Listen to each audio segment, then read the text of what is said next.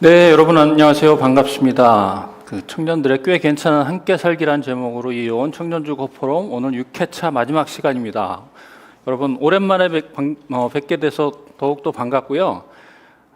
우리가 이제 그 청년주거 포럼이 맨 처음에 이제 민달팽이 유니온으로부터 시작해가지고 선여방, 그다음에 이제 이 비진학 청년들의 이 공유주택 다다다, 그다음에 이제 이 코리빙 하우스 맹그로브, 그다음에 이제 이 책방 시점에 이르기까지 5회에 걸쳐서 이제 이 다양한 청년 주거를 이제 이 주인공들을 모시고 이야기를 나눠봤고요. 오늘은 이제 이 마지막 시간으로 어찌 보면 이제 총정리의 이제 이 시간이 아닌가 싶습니다. 저는 터무니제약소 김수동이라고 하고요. 여러분 다시 뵙게 돼서 반갑습니다. 오늘 청년주거 포럼은 서울시 청년허브의 후원으로 터무니 제작소와 터무니 있는 집 청년 네트워크가 함께 주관해서 진행되는 그 자리입니다.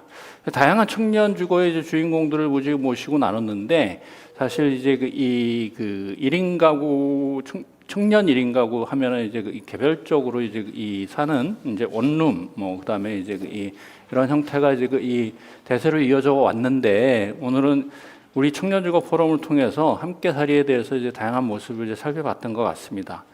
그래서 오늘 이제 이 주인공은 서울연구원 1인 가구 청년정책연구센터장을 맡고 계신 안현찬 박사님을 모셨습니다. 네, 박사님 반갑습니다. 예, 안녕하세요. 네, 반갑습니다. 원래 이제 이 9월 말쯤에 이제 예정된 일정이었는데 안현찬 박사님 가족분이 이제 코로나 감염으로 인해서 오늘로 이렇게 좀 미뤄졌습니다. 그때 미뤄지면서 우리가 10월 어느 이제 좋은 날에 다시 뵙기를 이제 이야기를 나눴는데 정말 이 늦가을 본격적인 가을에 이제 이 한가운데서 좋은 날 이렇게 뵙게 돼서 반갑습니다. 우리 안현찬 박사님은 정말 어떻게 보면 이제 이 단순 연구자라기보단 저는 그렇게 말씀드리고 싶어요. 현장 밀착형 연구 활동가. 정말 정말 활발하게 이제 활동을 하시고 청년 문제에도 이제 관심이 많으시긴데 또 하나 이제 특별한 거는 정말 이 터무니 있는 집 출자자이시기도 합니다. 다시 한번 이제 감사드리고요. 그래서 오늘 이 안현찬 박사님 말씀에서 이렇게 쭉 설명을 드리겠지만 오늘 핵심은 1인 가구의 주거 그리고 이제 공동체라는 제목으로 이제 이 말씀을 나눠주시도록 하겠습니다. 그러면은 이제 오늘 이 박사님 말씀을 좀 청해 듣고 저는 이제 다시 돌아와서 박사님 말씀 저도 오늘 이제 이 박사님이 이제 이 말씀하실 주요 내용이 올해 이제 이 따끈따끈하게 이제 연구가 진행된 내용인데 이 연구 보고서의 이제 내용을 이제 중심으로 이제 말씀을 드릴 것 같아요. 저도 이 발제 자료를 봤는데 정말 정말 1인 가구 주거에 대한 모든 것이 이제 담겨져 있지 않나 하는 생각이 들고 1인 가구 주거가 앞으로 나아갈 방향성도 이제 구체적으로 제시하고 있다고 생각이 드는데 그에 대해서 박사님 발제를 듣고 이어서 이제 제가 몇 가지 질문을 나누면서 이야기를 하도록 하겠습니다. 오늘 이제 유튜브에 이제 함께 계신 여러분들도 박사님 발제를 들으시면서 중간중간 이제 느끼는 소감도 좋고 이제 떠오르는 질문들이 있으시면은 채팅창 통해서 이제 올려주시면 저희가 확인하고 박사님께 질문을 드리도록 하겠습니다. 그러면 이제 저는 이만 물러가고 박사님의 발제를 청해 듣도록 하겠습니다. 네, 부탁드리겠습니다. 예. 바로 시작합니다. 예, 안녕하세요. 소개받은 서울연구원의 안현찬이라고 합니다. 저의 오늘 발표 제목은 1인 가구의 주거 그리고 공동체이고요. 아까 김수동 선생님께서 제 발표를 들으시면서 여러분이 유튜브 댓글이나 이렇게 해서 질문을 남겨주시면 좋겠다고 말씀하셨는데 이제 그렇게 하시면 당연히 좋고요. 혹시 오늘 행사가 끝나고 난 다음에 뭔가 궁금한 게 생기시면 요 첫 페이지에 있는 제 이메일 주소로 연락을 주시면 제가 뒤에라도 다시 또 답변을 드릴 수 있도록 하겠습니다. 그러면 발표를 시작하도록 하겠습니다. 아까 김수성 선생님께서 말씀해 주셨지만 저는 작년부터 올해까지 서울시 의뢰로 서울시 1인 가구에 대한 연구 2개를 했습니다. 왼쪽에 있는 건 서울시 1인 가구 실태조사 및 제도 개선 연구라고 하는 건데요. 서울시는 1인 가구 지원 조례가 있고요. 그 조례에 따르면 5년마다 한 번씩 1인 가구에 대한 실태조사를 하고 그걸 바탕으로 1인 가구에 대한 정책을 좀 수립하도록 되어 있습니다. 그래서 2017년에 서울시 여성가족재단이 첫 번째 실태조사를 했었고요. 작년에 이제 저희 서울연구원이 2번째 조사를 하게 됐습니다. 그리고 이 조사를 통해서 서울시 1인 가구의 종합적인 좀 생활 실태와 정책 수요를 저희가 파악할 수 있었습니다. 그리고 오른쪽에 있는 건 이제 1인 가구를 위한 세대 통합형 주거 모델 개발이라는 연구인데요. 오늘 청년 주거 포럼에서 저에 앞서서 이제 1회부터 5회까지 발표를 해주신 분들은 아마도 청년들이 주로 같이 모여 사는 공유 주거의 사례를 말씀해 주신 것 같습니다. 그런데 이제 그런 청년들이 사는 공유 주거가 아직 많이 부족하긴 하지만 그래도 다양한 사례들이 나오고 있는데 반해서 1인 가구인데 청년이나 다른 세대들이 함께 사는 그 주거는 사실 아직까지 우리나라에서 거의 없는 상황이라고 볼 수 있습니다. 그래서 이런 주거도 필요하지 않을까라고 해서 주거 모델을 개발하는 연구였습니다. 그래서 오늘은 제가 이 두 연구에서 좀 주요한 내용들을 여러분께 좀 소개해 드리려고 합니다. 그래서 오늘 제가 발표할 내용은 크게 3가지인데요. 첫 번째는 1인 가구의 주거, 그리고 이 주거와 밀접한 경제, 건강, 안전, 사회적 관계망 등 종합 실태를 살펴보는 겁니다. 여기 나와 있는 경제부터 사회적 관계망까지가 1인 가구가 다인 가구에 비해서 특별히 취약하다고 널리 알려져 있는 분야이기도 하고요. 이런 것들이 주거와도 상당히 밀접합니다. 예를 들면 경제, 그러니까 내가 소득이 얼마냐, 자산이 얼마냐에 따라서 내가 구할 수 있는 주거의 질이 달라지고요. 그다음에 건강은 내가 집에서 어떻게 식생활이나 이런 것들을 해결하냐에 따라서 또 나의 건강에 큰 영향을 끼치죠. 그리고 안전이라고 하는 것도 대체로 보면 퇴근을 해서 집에 오는 길 아니면 집에 혼자 있을 때 얼마나 안정감을 느끼느냐이기 때문에 이런 모든 이슈들이 주거와 되게 밀접하다고 볼 수 있습니다. 두 번째로는 앞서 말씀드린 대로 청년 1인 가구들이 지금까지는 대체로 청년들끼리 모여 사는 공유 주거를 많이 원하시거나 경험했는데 요걸 조금 더 넘어서서 다른 세대 1인 가구와 함께 사는 주거의 가능성을 함께 탐색해 보는 겁니다. 그리고 3번째로는 앞에 있는 2개를 바탕으로 1인 가구의 더 나은 주거를 위한 정책 과제를 제가 조금 짚어보고 함께 토론해 보고자 합니다. 그래서 첫 번째 서울시 1인 가구 생활 실태에 대해서 말씀을 드리겠습니다. 작년에 서울시 의뢰로 저희 서울연구원은 서울시 1인 가구 3,000명을 대상으로 종합적인 생활 실태 조사를 했고요. 여기 밑에 표를 보시면 상당히 많은 항목으로 총 500개의 문항을 질문했습니다. 질문이 정말 많죠. 그래서 유튜브를 보고 계신 분들 중에서도 혹시 이 실태 조사에 응답하신 분이 계실 수도 있을 것 같은데 이 엄청나게 많은 문항에 응답해 주셔서 감사하다는 말과 죄송하다는 말씀을 동시에 이 자리를 빌어 드리겠습니다. 그래서 좀 주요한 분석 결과를 말씀드리면 첫 번째는 인구 변화입니다. 1인 가구가 많다 하는데 대충 얼마인지 정확하게 좀 아시는 분은 많지 않으실 것 같아요. 서울시에 지금 1인 가구가 총 139만 명입니다. 139만 가구이자 139만 명인데요. 서울시 전체 가구가 400만 가구쯤 되니까 한 33% 정도, 3분의 1이 1인 가구라고 보시면 됩니다. 그러니까 1인 가구, 2인 가구, 3인 가구 이렇게 가구 구성원 수에 따라서 가구 유형을 나누면 1인 가구가 가장 많은 비율을 차지한다고 볼 수 있습니다. 그리고 지난 20년 동안 2배 이상 증가를 해서 가장 주요한 가구 유형이다. 이렇게까지 말할 수 있고요. 남성보다는 여성이 조금 더 많고요.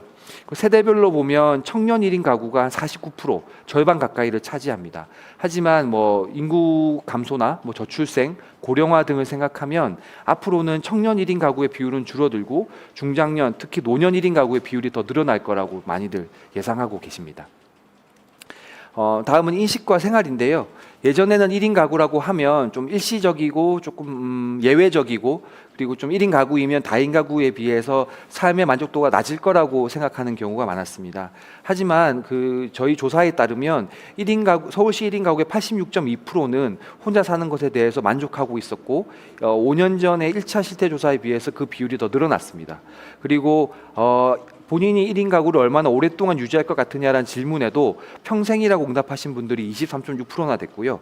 향후 본인이 원하는 가구 형태도 여전히 혼자라는 분들이 37%나 됐습니다. 그러니까 1인 가구를 어쩔 수 없이 아니면 하기 싫지만이 아니고 원해서 만족하면서 하는 분들이 꽤 많다는 걸 의미합니다.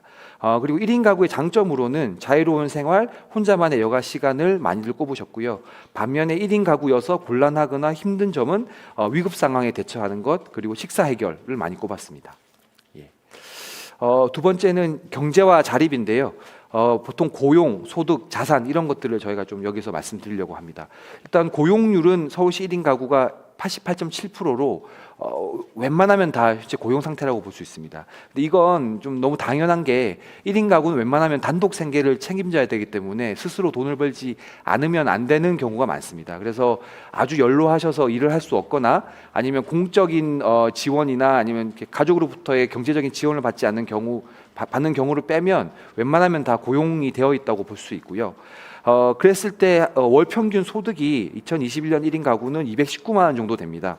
뭐 많다면 많고 적다면 적다고 볼 수 있는데 그 다인 가구를 1인 가구와 비교하기 위해서 균등화 소득이란 걸 냅니다. 그러니까 다인 가구는 돈을 버는 사람이 한 명이 아니고 두 명, 세 명일 수 있기 때문에 이거를 한 명하고 맞출 수 있도록 이렇게 조정을 하는 거죠.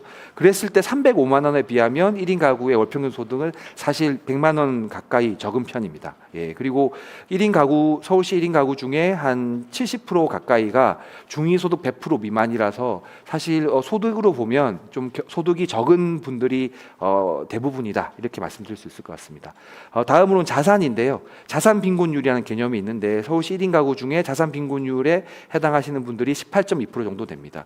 특히 생애 주기상 청년들은 이제 자산을 모으기 시작하는 단계이기 때문에 다른 중장년의 노년에 비해서 자산 빈곤율이 27%로 월등히 높은 걸 볼 수 있고요.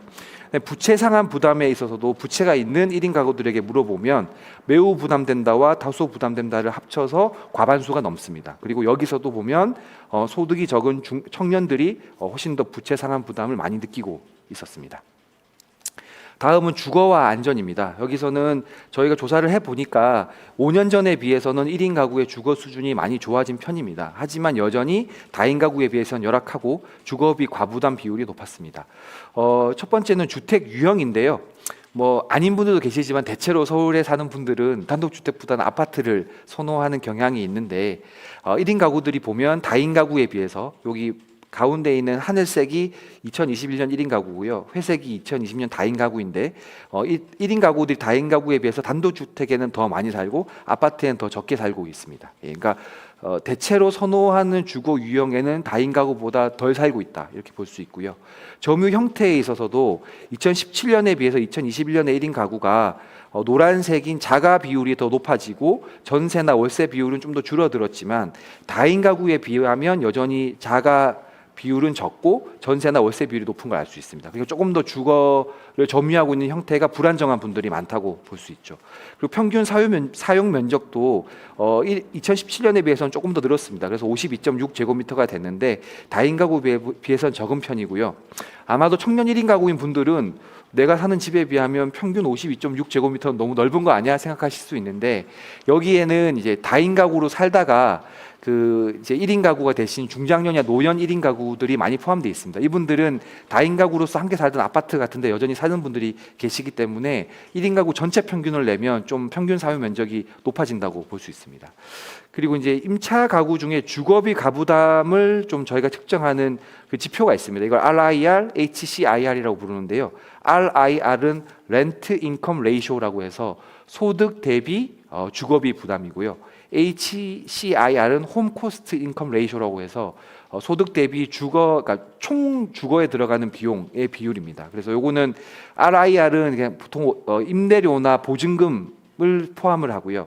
HCIR은 거기에 관리비까지 포함하신다고 보면 되는데 요게 소득 대비 비율이 25%이거나 30%를 넘어서게 되면 자기 소득에 비해서 주거비를 좀 과하게 부담하고 있다 이렇게 봅니다. 예. 그래서 2021년에 서울시 1인 가구 중에 주거비 가부담 비율이 30.9%로 다인 가구에 비해서 2배 이상 높습니다. 특히 소득이 적은 청년이나 노년들이 이 주거비 가부담 비율이 35%를 넘어설 정도로 많은 것을 알 수 있습니다. 다음은 이제 안전 부분인데요. 1인 가구는 대체로 다인 가구보다 모든 범죄 유형에 대해서 피해를 입을 수 있을 것 같다는 두려움도 크고 실제로 폭력 범죄 피해율은 다인 가구에 비해서 약 3배 정도 높았습니다. 범죄를 내가 입을 수 있다고 위험을 느낀 장소가 어디냐라고 물어봤을 때는 많은 분들이 귀갓길이나 방치된 공간, 그리고 자기가 살고 있는 주택의 외부 공간, 그러니까 예를 들면 집 1층에 있는 뭐 주차장이라던가 뭐 사각지대 같은 데 말하는 데죠. 이런 것들에서 많이 꼽아주셨고요. 그리고 범죄별 피해 두려움에서 저희가 이게 그 국민 안전 실태 조사라고 해서 이 매년 그러니까 2년 주기로 정기적으로 조사하는 그 국가 승인 통계가 있는데요. 그걸 저희가 문항을 가져와서 쓴 건데 강도, 폭행, 성폭력, 괴롭힘, 사기, 절도, 손괴, 주거 침입을 늘 고정적으로 조사를 하는데요. 이 모든 항목에 대해서 1인 가구는 다인 가구보다 범죄 피해 두려움을 좀 더 많이 느꼈습니다. 그리고 실제로 범죄 피해율도 폭력 범죄에 있어서는 서울시 1인 가구가 전국 전체 가구에 비해서 3배 정도 더 많이 경험하고 있었고 재산 범죄는 오히려 좀 적었습니다. 하지만 노인 1인 가구들은 이 재산 범죄에 대해서도 더 두려움도 느끼시고, 그러니까 보이스피싱 같은 거를 말하는 거겠죠. 실제로 피해도 많이 겪고 있으셨습니다. 다음은 건강과 식생활입니다. 뭐 1인 가구 하면 저희가 경제, 주거 이런 건 많이 말하는데 건강과 식생활까지 이렇게 좀 꼼꼼히 들여다본 경우는 아마도 저희 연구가 처음이 아니었을까 싶은데요. 일단 첫 번째로는 만성질환 유병률입니다. 만성질환이라고 하면 청년 여러분들은 좀 잘 모르실 수도 있는데 고혈압, 당뇨, 뭐 심장 쪽 이런 것들인데 20, 30대는 사실 거의 걸리지 않는 거라고 보시면 되고요. 중년 넘어가면서부터 이제 생기기 시작하는데요. 서울시 1인 가구는 31.5% 정도가 만성질환을 갖고 있습니다. 그런데 요거를 청년, 중년, 노년으로 나뉘어보면 당연히 청년 1인 가구가 만성질환 유병률이 낮긴 하지만 지금 제 기억으로 한 17% 정도 됐던 것 같거든요. 근데 이게 사실 청년치고는 높은 수준이라고 볼 수 있습니다. 그러니까 같은 청년이지만 1인 가구로 살게 되면 아무래도 본인의 건강 관리에서 조금 어려움이 생기고 그래서 그 나이 때 쉽게 가지기 어려운 만성질환을 갖게 되는 경우가 생각보다 많다. 이렇게 볼 수 있을 것 같고요. 다음은 정신건강으로 넘어가면 우울증 치료가 필요한 비율인데 이것도 1인 가구가 서울시 전체 가구에 비해서 한 2배 정도 높아서 7.6% 정도가 나왔고요. 성별로 보면 남성, 그리고 세대별로 보면 노년이 우울증 치료가 필요한 비율이 높았습니다. 다음은 먹거리 안정성입니다. 이건 건강하려면 뭐 술도 덜 먹고 담배도 안 피고 운동도 열심히 하고 뭐 이런 것도 중요하지만 아무래도 매일 먹는 식사를 얼마나 균형 있게 잘 하냐가 중요할 텐데요. 식사를 자기가 원하는 만큼 충분한 양과 다양하게 골고루 먹었냐 이거를 보는 게 먹거리 안정성입니다. 그러니까 충분하게 못 먹거나 골고루 못 먹으면 먹거리 안정성이 확보되지 않았다라고 보는 건데요. 서울시 다인 가구는 먹거리 안정성 확보율이 99.7%입니다. 그러니까 미확보된 사람이 1%가 안 되는 겁니다. 반면에 1인 가구는 먹거리 안정성이 확보되지 않은 분들이 10%가 넘습니다. 이 차이가 생각보다 꽤 크죠. 특히 그 중에서도 이 청년들이 보면 먹거리 안정성 미확보율이 가장 높은 편입니다. 예. 그리고 왜 그러면 이렇게 밥을 그러니까 충분히 못 먹거나 골고루 못 먹었냐 물어보면 1인 가구여서 특별히 나오는 이유가 혼자 먹기 싫거나 음식 조리하는 방법을 몰라서 그냥 식사를 걸렀다라고 말씀하시는 분들이 적지 않았고요. 특히 보면 청년들 같은 경우는 음식 조리 방법을 몰라서 뭐 대충 먹거나 아니면 걸렀다 이런 분들이 다른 세대에 비해서 높았습니다.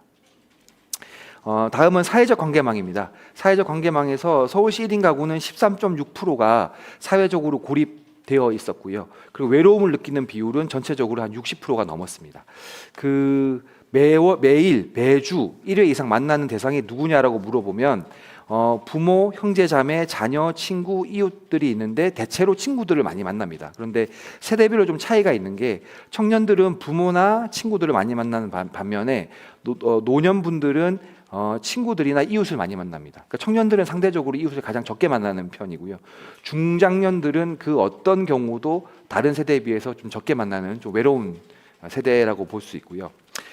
사회적 고립으로 넘어가면 이건 저희가 그냥 임의로 쓰는 기준이 아니고 서울, 전국 그리고 OECD 회원 국가들이 공통으로 쓰는 기준인데요. 몸이 아플 때 그리고 위로가 필요할 때 급전이 필요할 때 이 세 가지 경우 모두 도움받을 수 있는 사람이 없는 경우를 사회적 고립이라고 보통 말을 합니다. 그랬을 때 서울시 1인 가구는 이런 경우에 처해 있는 분들이 총 13.6% 정도 됐고요. 성별로 보면 남성, 그리고 세대별로 보면 중장년이 가장 많았지만 청년도 평균에 비해서 크게 낮지가 않았습니다. 그러니까 한 13% 정도는 청년 1인 가구도 사회적 고립에 처해 있다고 볼 수 있는 거고요. 그다음에 외로움은 이게 이제 비교적 최근에 이제 사회적으로도 그렇고 정책적으로도 이제 관심사가 돼서 아직 그 정교하게 개발되어 있는 국내 측정 지표는 없습니다. 그래서 저희가 쭉 조사를 해봤더니 미국 UCLA 대학교에서 쓰는 외로움 척도가 가장 좀 쓸만한 것 같아서 그걸 가지고 저희가 이번에 조사를 해봤는데요. 그랬을 때 이제 외로움을 느낀다라고 볼 수 있는 비율이 전체를 치면 62.1%, 성별로 보면 남성이 높고 그 다음에 이제 세대별로 보면 중장년이 높습니다. 이거는 청년이 상대적으로 비율이 낮았는데요. 이 외로움이란 게 어떤 거냐면 정서적인 외로움과 사회적인 외로움을 좀 구분할 필요가 있습니다. 그 정서적인 외로움이라는 거는 예를 들면 내가 애착 대상이 없어서 느끼는 약간 주관적인 느낌이거든요. 그러니까 예를 들면 뭐 가족이라든가 친구라든가 애인이라든가 이렇게 아주 이렇게 긴밀하고 사적인 애착 대상이 없을 때 느끼는 주관적인 감정을 정서적 외로움이라고 보통 하고, 그건 사실 정책적으로 개입하기는 좀 어려운 부분입니다. 대신에 사회적 외로움이라고 하는 건 어떤 소속감 같은 겁니다. 내가 어떤 무리에 속해 있고 어떤 내가 어떤 같이 좀 그 교류를 하거나 연대를 한다고 느끼는 누군가가 있을 때에 그냥 괜찮은데 그게 없을 때 느끼는 게 사회적 외로움이고, 요거는 이제 정책적으로 사실 좀 지원이 필요한 부분이라고 볼 수 있는데, 이제 청년들 같은 경우는 그 나이대의 어떤 특성상 온라인에서 여러 가지 커뮤니티 활동도 활발하고 친구들하고의 관계도 좀 활발하고, 꼭 내가 뭐 우리 동네가 아니더라도 다양한 다른 동네나 다른 모임에 가서 이렇게 활발하게 교류를 하기 때문에 사회적 외로움을 상대적으로 좀 덜 느낄 수 있다, 이렇게 저희는 보고 있습니다. 예. 그래서 지금까지는 그 저희 실태 조사의 기초 분석 내용을 주로 봤고요. 이제 좀 심층 분석으로 들어갈 건데요. 일단 세대별 특성을 좀 비교해 보려고 합니다. 그 여기 있는 세 가지 표는 청년, 중장년, 노년으로 이렇게 세 1인 가구를 세대별로 나눠서요. 앞서 보여드린 기초 분석의 그 네 개 분야, 경제와 자립, 주거와 안전, 건강과 식생활, 사회적 관계망에서 각 지표들이 1인 가구 평균, 전체 가구 평균에 비해서 양호하냐 취약하냐를 색깔로 표시한 겁니다. 그래서 초록색, 진한 초록색으로 갈수록 매우 양호한 거고요. 그 뜻은 예를 들면 청년 1인 가구는 삶의 만족도가 여기가 1인 가구 전체 평균보다도 높고 다인 가구 평균보다도 높다는 뜻입니다. 그리고 반면에 빨간색으로 가면 1인 가구 평균보다도 낮고 다인 가구 평균보다도 낮기 때문에 매우 취약하다는 뜻으로 볼 수 있고, 요 노란색은 보통이라고, 중간이라고 보시면 됩니다. 그랬을 때 뭐 전체적인 색깔을 보시면 같은 1인 가구인데 세대별로 나눠보면 빨간색이 별로 겹치는 데가 없습니다. 그러니까 세대별로 그 여러 가지 생활의 다양한 분야에서 그 세대별로 취약한 부분이 각자 좀 다르다는 겁니다. 예. 그렇기 때문에 1인 가구라고 해서 다 같이 똑같은 지원을 하게 되면 사실 이런 세대별 차이에 따른 그 필요에 정교하게 맞춰서 하지 못하는 한계가 생길 수 있는 겁니다.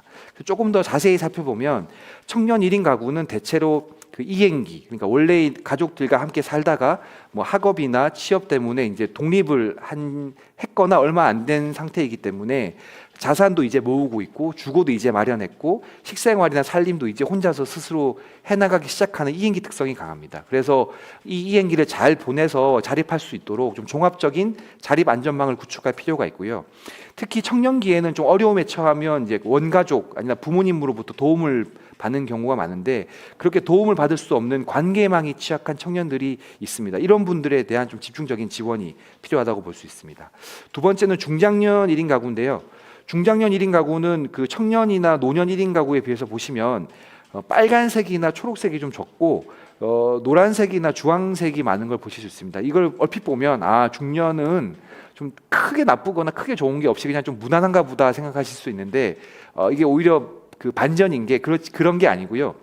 중년 1인 가구는 그 세대 안에서도 이질성이 상당히 강합니다. 예를 들면 자기가 자발적으로 비혼주의자여서 청년 때부터 중장년까지 계속 1인 가구로 살고 계신 분이 있는가 하면 뭐 이혼이나 별거나 아니면 기러기 이런 걸로 본인이 원치 않지만 지금 1인 가구가 된 중년도 계십니다. 이런 분들이 섞여 있다 보니까 삶의 만족도나 경제나 여러 가지 면에서 서로의 그 상황이 많이 다른데 평균으로 합산되다 보니까 이게 플러스 마이너스 합쳐져서 마치 중간인 것처럼 보이는 겁니다. 그래서 중장년 1인 가구는 세대 내에서 일질성이 높은 것이 특징이고, 그리고 다른 1인 가구에 비해서는 원가족으로부터 지원을 받기보다는 본인이 원가족을 지원해 주는 경우가 많습니다. 기러기이면 이제 어디 그 다른 가족에게 자기가 생활비를 보내줄 거고, 이혼하신 분들도 이제 자식 양육비를 보내주는 경우가 있죠. 그리고 부모님이 좀 연로하시면은 자기가 번 돈을 용돈으로 드리는 경우도 있고요. 그래서 1인 가구이지만 본인이 도움을 받기보단 다른 가족들을 도와주는 경우가 많고, 앞서 말씀드린 대로 외로움이 가장 심각한 문제이고요. 그런데 전통적으로 중장년은 정책에서 지원을 받는 대상이 아니고 정책을 펼치기 위해서 필요한 세금을 내는 대상이었습니다. 그러니까 중장년은 뭐 건강하고 사회적인 활동도 왕성하고 돈도 벌기 때문에 너네는 좀 정책적으로 지원을 안 해줘도 괜찮지, 뭐 이런 대상이었던 거죠. 하지만 1인 가구로 보니까 중장년 1인 가구는 그런 관점으로 보면 되지 않고 오히려 중장년만의 독특하고도 좀 심각한 문제를 안고 있기 때문에 이런 문제들을 미리 좀 예방하거나 해결하지 않으면 노년으로 넘어가게 되면 이런 문제들이 상당히 심각해질 수 있습니다. 그래서 중장년이니까 정책적으로 지원이 덜 필요해라고 생각하지 말고 조금 더 선제적인 지원을 하는 관점의 변화가 필요하고요. 마지막으로 노년은 경제 쪽이 보면 다른 데에 비해서 많이 빨갛고 주거도 좀 빨갛네요. 이건 은퇴하신 분들이 많아서 소득이나 이런 부분들이 취약해서 그렇습니다. 하지만 자산이 많거나 주거도 비교적 안정된 분들도 같이 존재하시고요. 경제적으로 어렵거나 아니면 어렵지 않거나 관계없이 공통된 수요는 건강하고 관계망 부분입니다. 그래서 이분들은 활기찬 노후를 계속 보낼 수 있도록 지원하는 것이 중요하고, 노인 1인 가구 중에서 특히 경제가 취약하신 분들에 대한 집중적인 지원이 좀 요구된다고 할 수 있습니다. 다음은 이제 심층 분석은 유형화 분석인데요.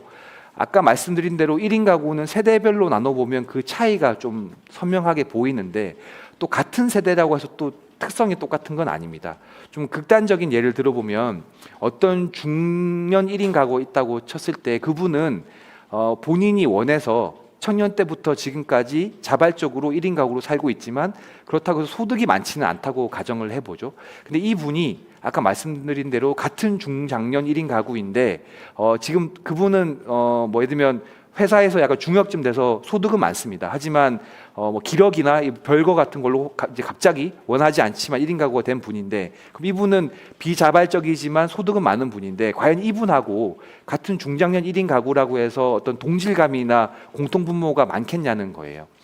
반면에 오히려 아까 말씀드린 그 자발적이지만 소득이 조금 적은 중장년 1인 가구는 지금 한창 그러니까 소득이 조금씩 늘어가면서 앞으로 내가 결혼을 할지 말지를 고민하는 청년 1인 가구하고 오히려 공통적인 수요나 관심사, 공감대가 더 많을 수 있다는 겁니다. 그래서 그 세대별로도 좀 이렇게 확인되지 않는 어떤 1인 가구의 특성이나 이 공통분모를 가진 집단들을 저희가 파악하기 위해서 이 유형화 분석이라는 걸 하게 됐고요. 그래서 1인 가구 특성을 고려해서 저희가 유형화를 하는 기준을 1인 가구가 된 그 형성 원인이 자발적이냐 비자발적이냐, 그리고 현재 경제와 주거가 안정적이냐 불안정하냐를 가지고 만들었고, 요거를 조합하면 크게 4가지의 유형이 나오게 됩니다. 그래서 자발적이면서 안정적인 유형, 자발적인데 불안정한 유형, 그리고 비자발적인데 안정적인 유형, 그리고 비자발적이고 불안정한 유형으로 나오고, 저희가 요 명칭을 독립형, 유목형, 고립형, 위기형이라고 붙였습니다. 예. 그래서 보시면 모든 세대 안에서 그 이 4개의 유형이 정도의 차이가 있긴 하지만 다 있긴 합니다. 그래서 그거를 20대부터 70대 이상까지 쭉 펼쳐보면 이렇게 나오는데요. 그래서 빨간색으로 갈수록 해당 그 연령대에서 그 유형의 비율이 높은 거고요. 초록색으로 갈수록 적다고 보시면 됩니다. 그래서 보면 청년에서는 유목형이나 독립형이 좀 많은 편이고요. 40, 50대는 아까 제가 세대별 특성에서 말씀드렸지만 4개 유형의 비율이 다른 세대에 비해서 좀 고른 편입니다. 그러니까 고립형이나 위기형도 뭐 한 10%에서 20%로 적지 않고 독립형과 유목형도 있는 편이죠. 그러다가 60대나 70대로 가게 되면 점점 더 고립형이나 위기형이 압도적으로 많아지게 됩니다. 그래서 이런 것들을 보면 또 꼭 이 요즘 유행하는 말로 이 테크 트리를 따르는 건 아닌데 어떻게 보면 한국에서 1인 가구라고 하면 20대 때 유목형으로 시작했다가 독립형이나 이렇게 갔다가 중장년쯤 되면 자기의 다양한 상황에 따라서 여러 유형으로 흩어졌다가 계속 노년에도 계속 1인 가구를 유지하게 되면 위기형으로 갈 가능성이 높다. 이렇게 좀 생애 주기에 따른 변화도 저희가 이렇게 좀 소설을 써볼 수도 있습니다. 예. 그래서 이렇게 해보면 아까 보여드렸던 그 기초 분석에 있는 여러 가지 항목들이 이 네 가지 유형에 따라서 미세하지만 중요한 차이들을 보입니다. 예를 들면 일자리와 소득에 있어서 독립형은 둘 다 안정적이고요. 고립형도 둘 다 안정적이긴 한데 소득이 아까 말씀드린 대로 여기는 중장년이 많거든요.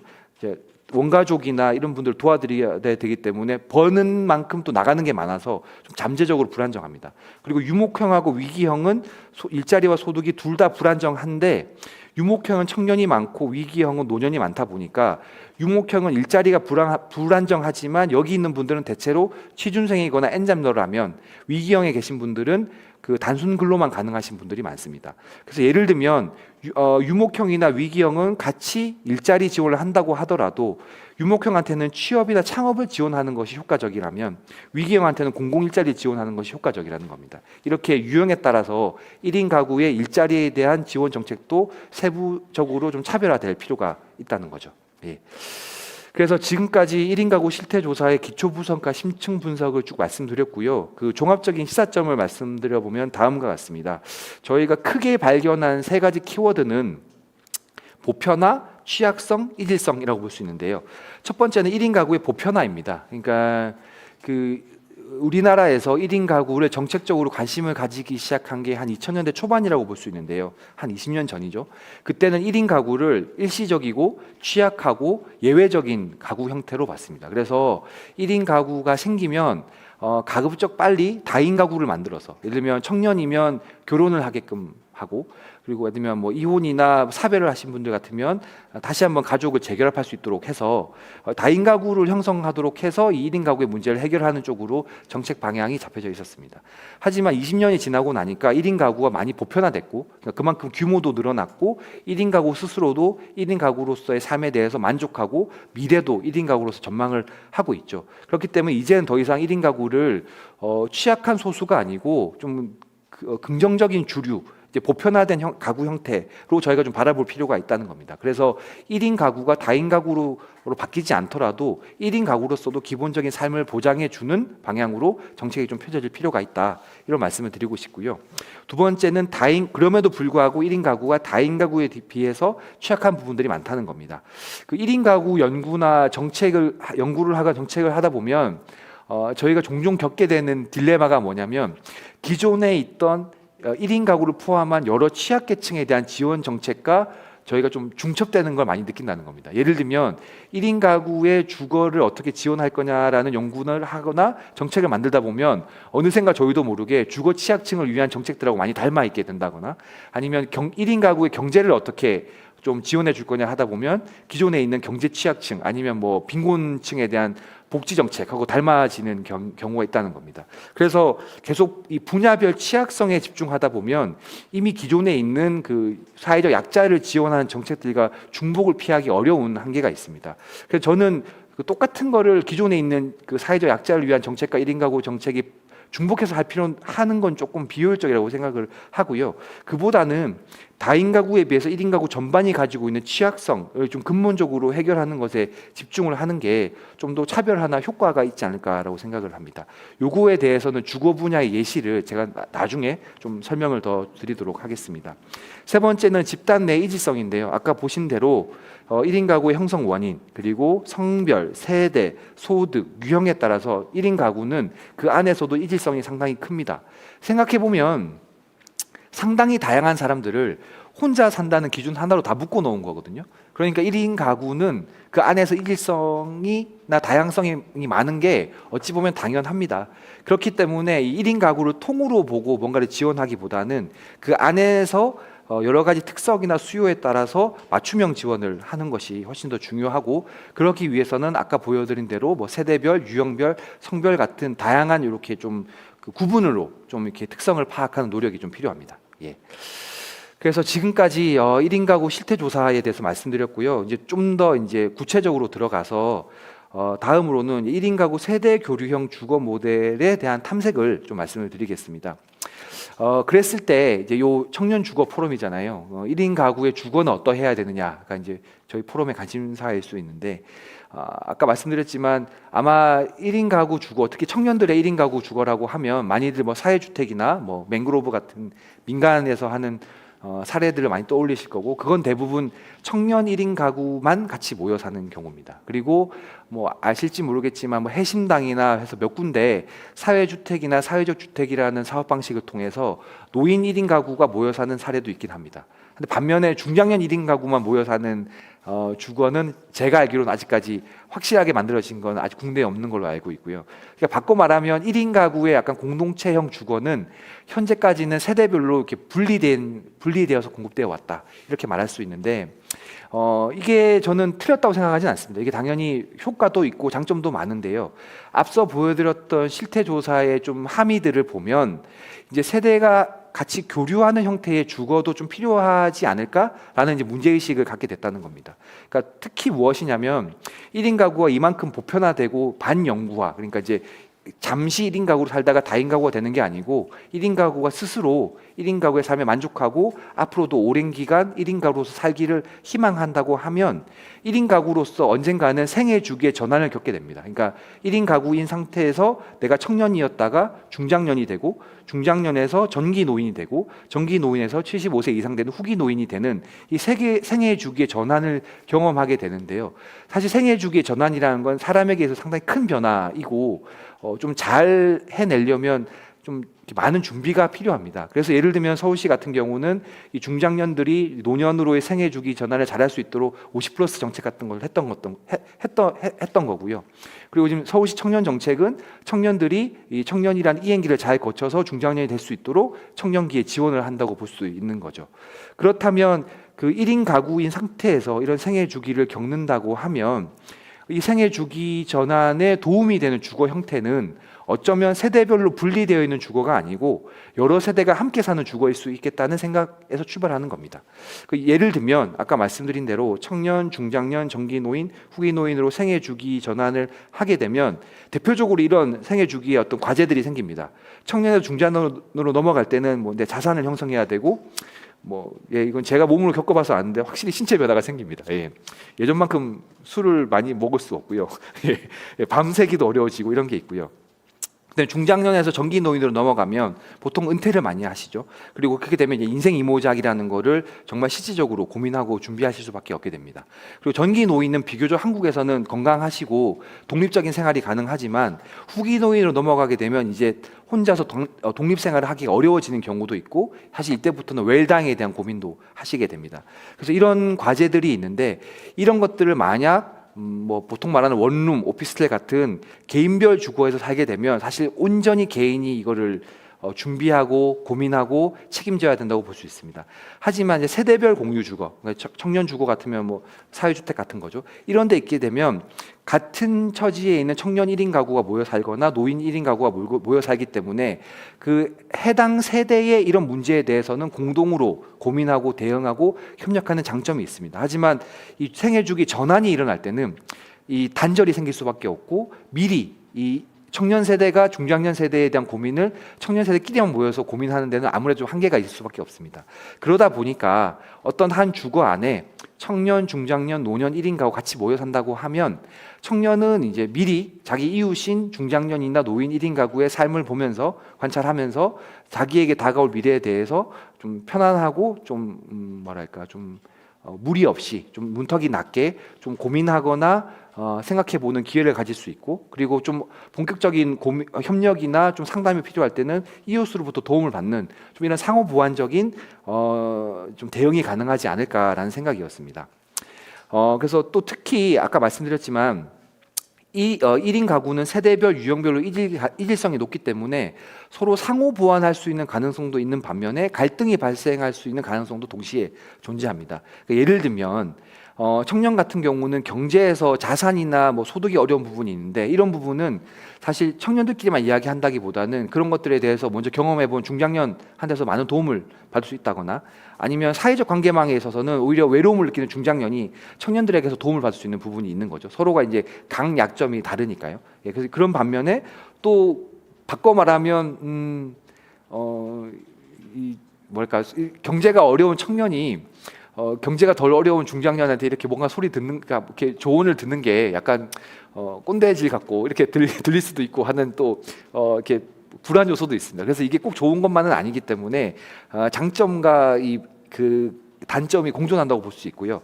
반면에 또 유형별 특성에서 보면 아까 말씀드린 대로 같은 세대에서 다른 유형끼리 뭔가 공감대를 형성하고 뭘 같이 할 수 있는 동기가 있기보다는 다른 세대지만 같은 유형끼리 같이 모여야 될 수요나 필요가 높을 수도 있습니다. 그래서 이런 가능성들은 최대한 살리면서 단점은 예방하면, 단점을 줄이면 이 세대가 교류하는 주거가 좀 더 좋게 만들어질 수 있지 않을까라는 생각이 들었습니다. 그리고 아까도 말씀드렸지만 기존에 있는 저희가 요 연구를 하면서 기존에 있는 공유주택들을 좀 조사를 해봤는데요. 그래서 사회주택, 뭐 매입임대, 기타임대, 그리고 이 중에서도 쉐어형 그리고 원룸형 이상들을 조사해봤는데 입주 대상이 1인 가구냐 다인 가구냐, 그리고 1인 가구는 청년, 중장년, 노년 중에 누구냐로 나누고, 그 다음에 이 주택의 규모가 소규모 30세대 미만이냐, 30세대에서 100세대 사이냐, 100세대보다 크냐라고 보면 대체로 기존에 있는 주택들은 여기에 존재합니다. 그러니까 입주 대상으로 보면 청년이나 노년으로 구분되어 있거나 아니면 청년, 중장년, 노년 1인 가구를 모두 포함하면 거의 대부분 다인 가구까지 포함하는 경우가 많습니다. 그래서 1인 가구만 청년, 중장년, 노년을 포함하는 주거는 사실 거의 없다고 볼 수 있고요. 근데 제가 생각하기에는 사실 다인 가구는 1인 가구하고 라이프 스타일이나 생활 수요가 너무 다르기 때문에, 특히 다인 가구는 이제 그 어린 자녀가 있는 경우에는 이 어린 자녀를 잘 키우기 위해서 본인의 사생활을 조금 희생하거나 이웃들하고의 서로 사생활을 공유하는 수준이 월등히 높은데, 사실 1인 가구는 이런 부분에서 좀 차이가 크죠. 그렇기 때문에 이 같이 공동체형 주거를 꾸린다고 했을 때 서로가 기대하는 이웃 관계의 상이라는 게 좀 차이가 날 수밖에 없습니다. 그런데 이제 아까 말씀드린 대로 1인 가구, 청년, 중장년, 노년이 모두 교류할 수 있는 입주 대상인 주거는 다인 가구까지 포함하고 있어서 이런 부분에서 조금 애로사항이 있을 수 있습니다. 그리고 대체로 많은 경우는 이런 공유 주거가 30세대 미만의 소규모입니다. 근데 소규모이면 1인 가구가 중요하게 생각하는 익명성 보장이 좀 어려운 부분이 있습니다. 그런데 그렇게 보면 현재로서 보면 이 부분, 그러니까 중장년을 포함해서 다인 가구는 빼지만 1인 가구, 청년, 중장년, 노년을 입주 대상으로 하면서 좀 규모가 커서 다양하고 수준 높은 주호나 공유 공간을 제공할 수 있는 그런 공유 주택은 사실 우리나라에 거의 없는 상황이라고 봤고, 여기가 아까 제가 말한 세대 고류형 1인 가구 공동체 주거를 만든다고 했을 때 포지셔닝이 아닐까라고 생각을 했습니다. 예.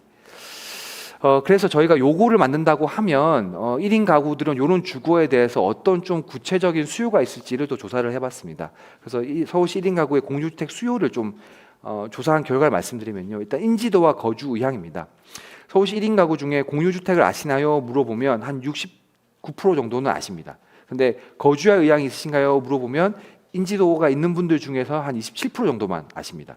예. 근데 그분들 중에 보면 청년이 80% 대부분입니다. 그러니까 중장년이나 노년 1인 가구는 청년에 비해서 이 공유주택에 대해서는 잘 모르는 분들이 훨씬 많다라고 볼 수 있고요. 그러면 이 의향이 있는 분들한테 왜 공유주택에 살고 싶으세요? 물어보면 사실 공동체성이라고 응답하신 분들은 상당히 적고요. 경제성 때문에. 그러니까 여기가 일반 민간 임대보다는 훨씬 더 저렴하기 때문에, 저렴한 반면에 좀 공유 공간은 좀 더 질 좋은 걸 이용할 수 있기 때문에 이제 이런 것들을 많이 이제 선호한다고 말씀해 주셨고요.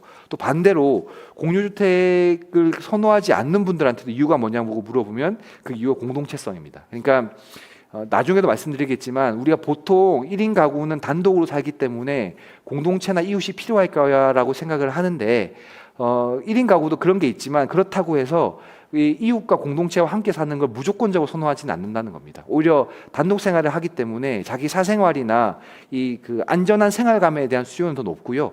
그걸 기반으로 본인이 선택할 수 있는 이웃 관계나 교류를 더 중요하게 생각하기 때문에 자칫 지금 이게 일반적으로 알려져 있는 공유주택, 공동체 생활, 뭐 공동체 주거라고 했을 때 연상이 되는 상당히 높은 수준의 그 이웃관계에 대해서는 오히려 좀 거부감이 있는 게 아닐까라고 저희는 생각했습니다. 다음은 이제 함께 살고 싶은 이웃인데요. 이제 세대 교류를 정말 1인 가구가 원할까가 궁금해서 저희가 조사를 해봤습니다. 그래서 성별로 보면 뭐 당연히 동성을 선호하지만 상관없다고 하시는 분들도 꽤 많습니다. 근데 세대별 선호를 보면 청년은 청년을 선호하고 중장년은 중장년을 선호하고 노년은 노년을 선호합니다. 상관없다고 한 사람들은 전체로 보면 한 23%밖에 안 되고요. 근데 특히 청년이 노년을 선호하거나 노년이 청년을 선호한 경우는 거의 뭐 0.0%, 0.2%밖에 안 됩니다. 그러니까 이 나이 차이가 클수록 서로 이렇게 선호하는 이웃이 아닌라는 거를 좀 알 수가 있고요.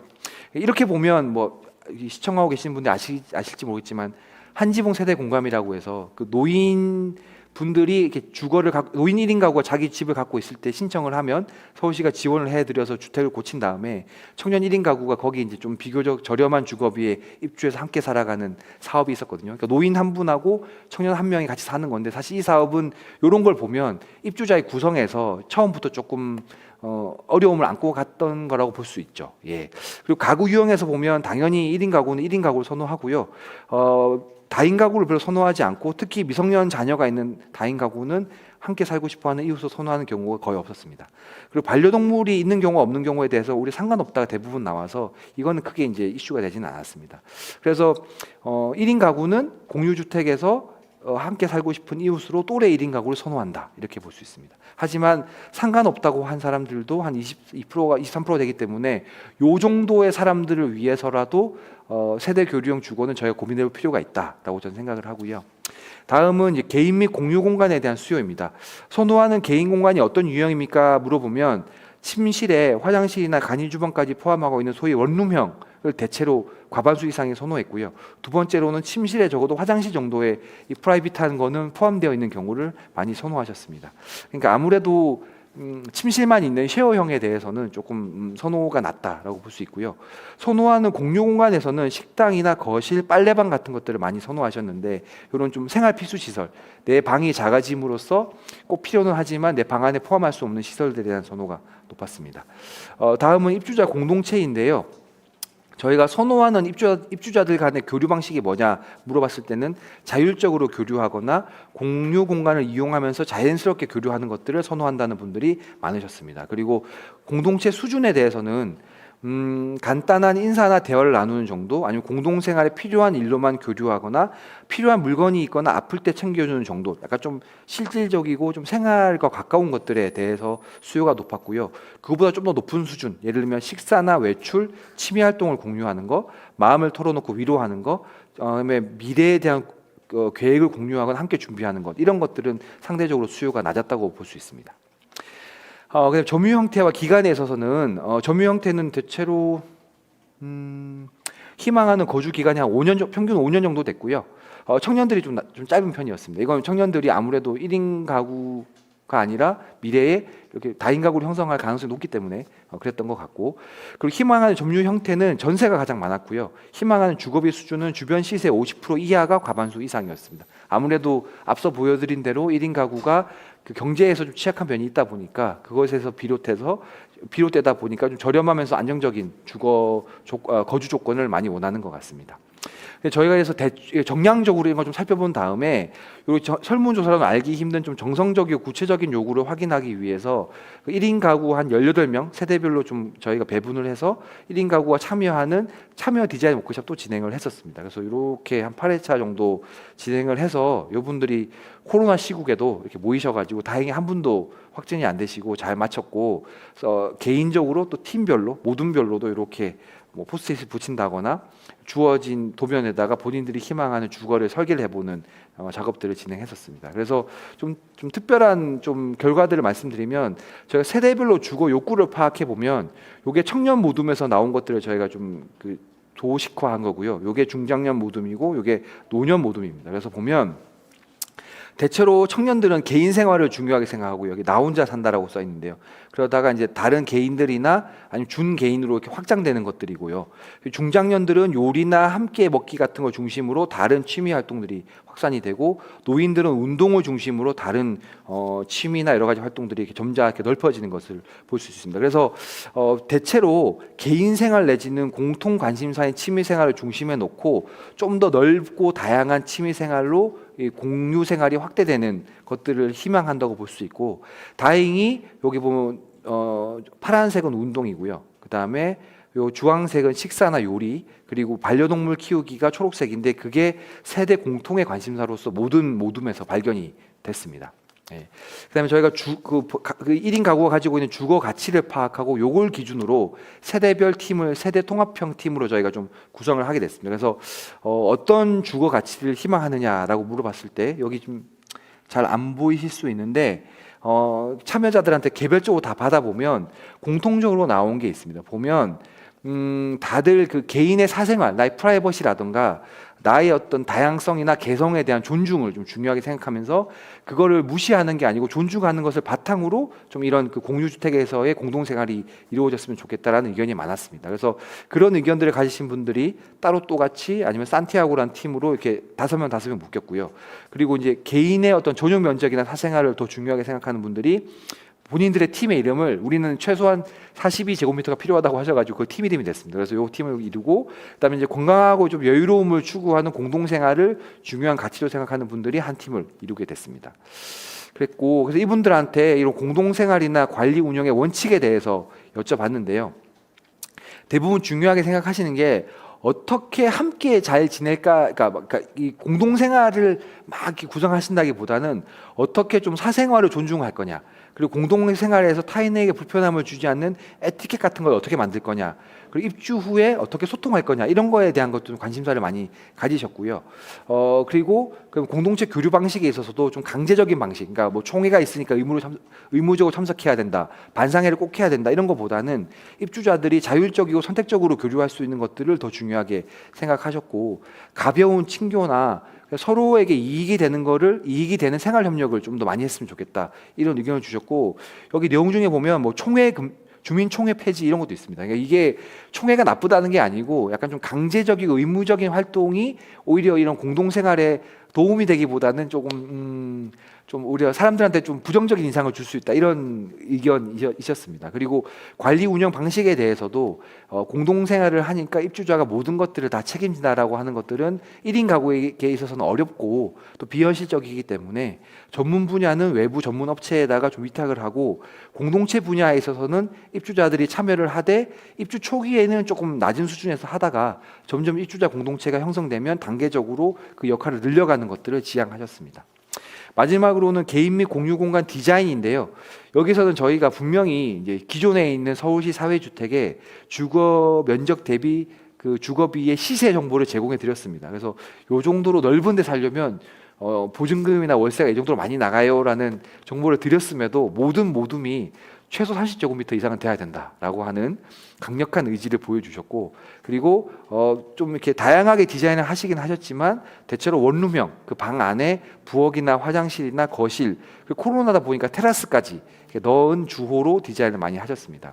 그리고 공유 공간에 대해서는 아무래도 이제 요리, 빨래, 운동, 그리고 이제 이런 소모임 같은 전 세대의 수요, 그러니까 전 세대라고 하는 건 청년이든 중장년이든 노년이든 간에 이런 생활 수요는 있으니까요. 이런 전 세대의 공통 수요이면서도 이런 걸 하다 보면, 자기 집에서 하다 보면 소음도 나고 냄새도 나고 진동도 생기고 외부인이 이 입주자들의 공간까지 들어오게 되잖아요. 이런 것들은 이제 입주자들 간에 갈등이 발생할 수 있으니까 이런 것들을 공유 공간으로 이렇게 좀 모아서 공유 공간의 질은 높이면서도 이런 것들을 개인 공간에서 했을 때 발생할 수 있는 갈등은 줄이는 식으로 공유 공간을 구성하자는 좀 컨셉이 좀 강하게 도출이 됐습니다. 그리고 그 위계별로 보면 준공공, 좀 프라이빗한 곳, 그러니까 입주자만 쓰는 게 아니고 지역 주민이나 외부인들도 쓰는 곳에는 좀 활동적이거나 외부인도 같이 쓰는 시설을 놓고, 아주 사적인 영역에는 좀 조용하고 입주자들만 쓰는 시설을 배치하다는 쪽으로 이렇게 좀 분산하는 전략이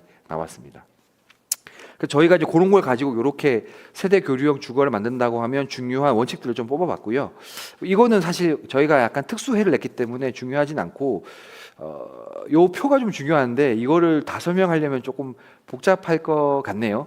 핵심만 말씀드리면 그 1인 가구 세대 교류형 주거라고 해서 특히 이걸 만약에 공공에서 하게 되면 정책으로 하게 될 텐데 정책으로 하게 되면 정책 효과가 나야 되니까 이 1인 가구 입주자들한테 약간 좀 인위적이고 강제적으로 교류를 하라고 강제하지 말자는 겁니다. 예, 그렇게 한다고 해서 교류란 게 이루어지는 게 아니라는 거죠.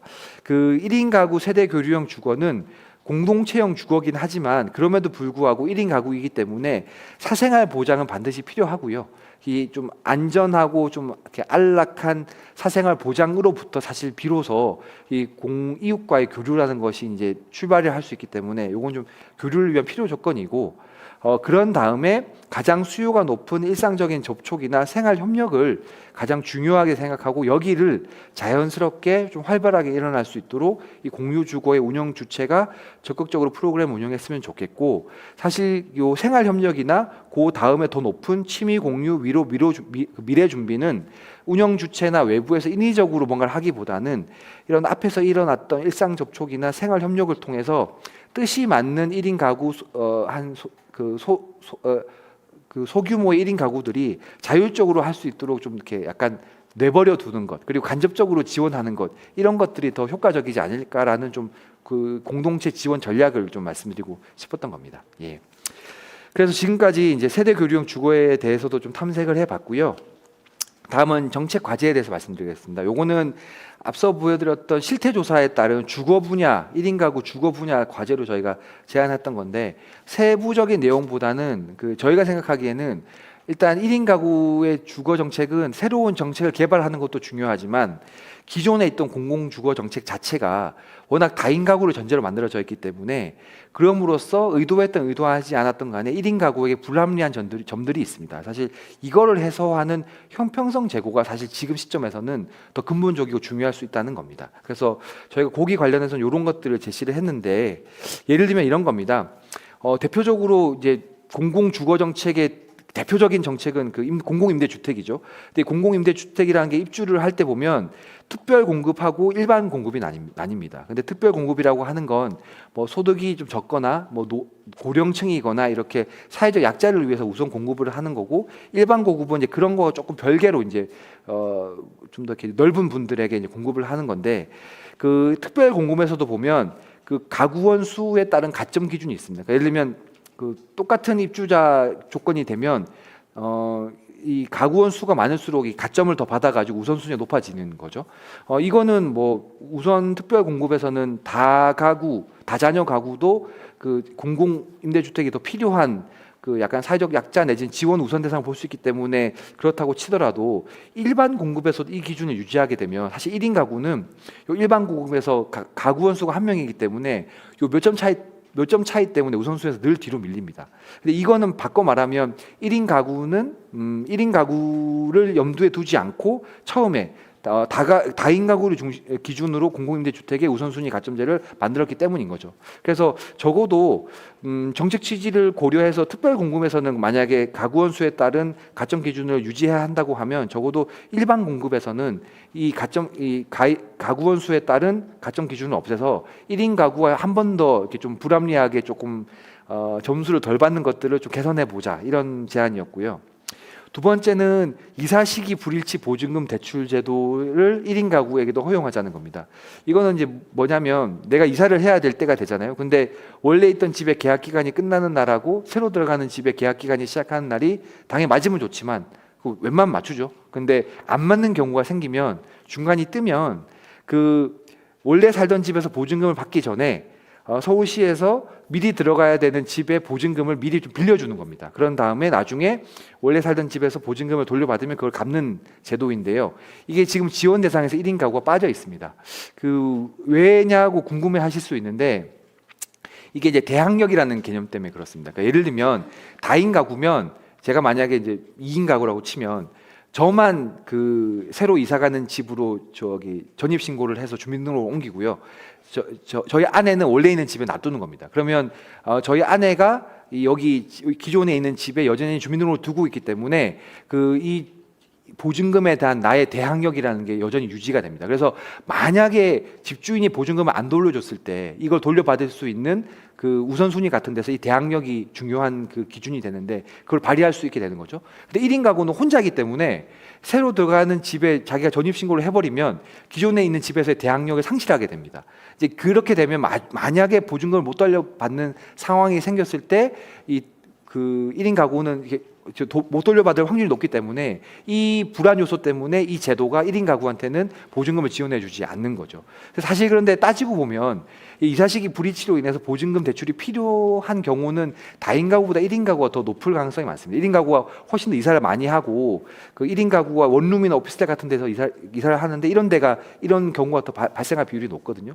그래서 저희가 이제 제안했던 거는 이 주택임대차 보호법에 보면 그 임차권 등기 명령이라는 게 있습니다. 여기에는 지금은 보증금을 못 돌려받았을 때만 등기에다가 임차인을 등기에 올려서 그 대항력을 대신하는 권리를 주는데 이제 앞으로는 이사시기 불일치하는 시기에는 요 조건에만 맞으면 1인 가구 같은 경우 여기에 올려서 내가 전입 신고를 하고 집을 옮겨가더라도 이 임차권 등기를 통해서 기존 집에서 보증금을 돌려받을 수 있는 권리를 보장해 주면 이걸 근거로 이사시기 불이치 보증금 대출 제도를 1인 가구에게도 해줄 수 있지 않겠냐라는 거였습니다. 그래서 이런 것들도 생각해 보면 다인 가구가 아니기 때문에 1인 가구가 불합리하게 필요한 제도를 지원받지 못하는 거였다고 볼 수 있죠.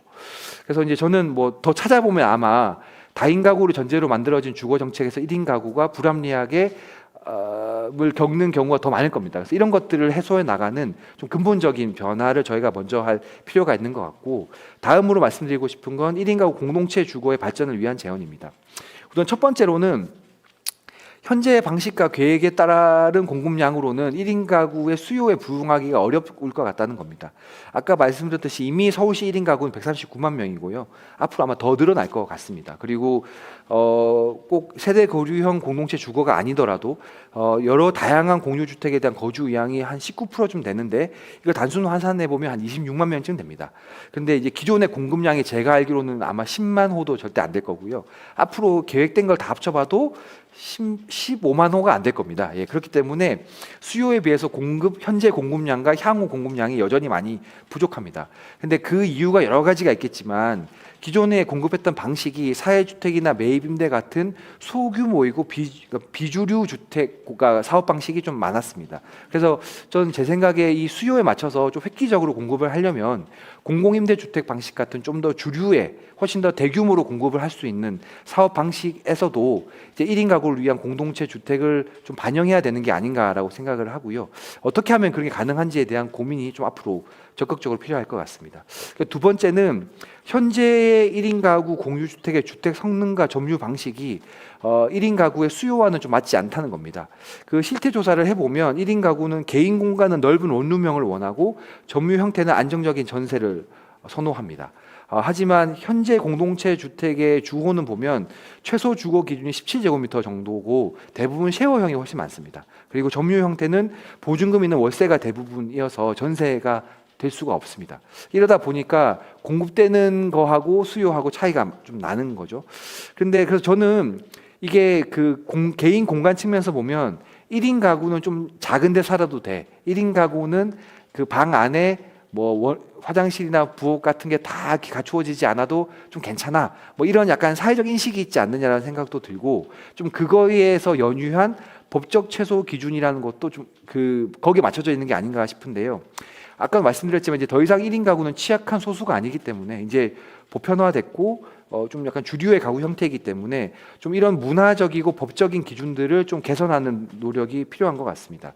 그래서 아마 제가 알기로는 법적 최소 기준을 30제곱미터로 높이려는 좀 검토가 지금 이루어지고 있는 걸로 알고 있고, 이게 좀 빨리 이루어졌으면 좋겠습니다. 그리고 점유 형태 같은 경우도 공공임대주택이 전세를 하기는 어려울 겁니다. 하지만 그 보증금과 월임대료의 전환율이라는 게 있습니다. 왜냐하면 총 주거비가 있으면 보증금을 높일 거냐 월세를 높일 거냐 하는 건데, 그 비율을 좀 활용해서 월임대료 부담을 최대한 낮추게 되면 보증금이 높아지겠죠. 그러면 아마 소득은 적고 자산은 많은 노인 1인 가구에겐 좀 유리할 거고요. 반면에 자산은 좀 적은데 소득은 있는 청년 1인 가구들은 보증금을 낮추고 좀 월세를 높이면 아마 조금 더 자기들한테 맞을 겁니다. 그래서 이런 것들의 조정을 통해서 같은 1인 가구더라도 청년, 중장년, 노년의 경제적인 상황에 따라서 좀 유연하고 좀 다양하게 좀 주거비의 형태가 좀 제공됐으면 좋겠습니다. 세 번째로는 입주자의 구성과 범위에서 좀 빈 곳을 없애자는 건데요. 이건 앞서 말씀드렸듯이 너무 세대별로만 구분을 하지 말고 좀 그러니까 1인 가구의 여러 세대가 함께 사는 입주자 구성도 좀 해봤으면 좋겠고, 특히 지금 중장년 세대 1인 가구를 위한 그 공유주택이 없습니다. 근데 아마 여러분 이걸 보고 계신 청년 1인 가구 중에도 1인 가구를 능동적으로 희망하시고 1인 가구로서 중장년을 맡기를 원하시는 분들도 계실 텐데, 이런 것들 생각해 보면 앞으로는 중장년 1인 가구를 위한 뭐 세대별 공유 주거도 좀 개발이 될 필요가 있지 않을까라는 생각을 합니다. 그리고 마지막으로는 1인 가구의 세대 교류형 주거에 대한 건데요. 한번 말씀드렸던 거라서 그냥 간단하게만 다시 한번 반복드리겠습니다.